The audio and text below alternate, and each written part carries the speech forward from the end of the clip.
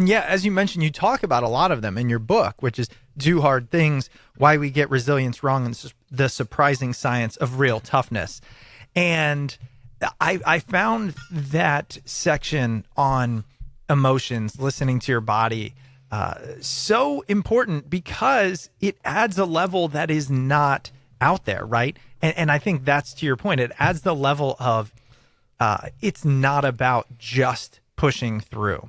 And when you get to this, when we talk about all the things we just went through, you realize the more you do these hard things, you will then start to learn what is your body saying. You can't not interpret it. Your body will force you to feel these things, and then probably after the fact say, okay, how did that feeling line up with reality, line up with my result? And so again, it becomes this cyclical thing, which we call growth.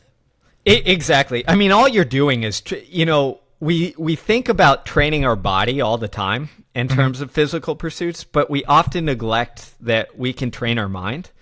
And that whenever we're going through a challenging, stressful, whatever, hard time, you're essentially training your mind how to respond to the world around it. And our brain works predictively.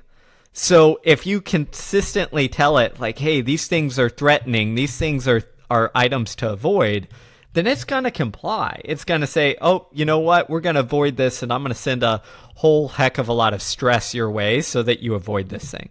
Yeah. But if you do difficult things and again learn how to sit with it and navigate it, and you're again not kind of freaking out and spiraling, your brain learns the opposite, which is, okay, yes, this is very difficult. Yes, this might create some anxiety, but we can get through this, and here's how, and here are the ways, and here are the things that are real and we need to pay attention to, and here are the things that aren't.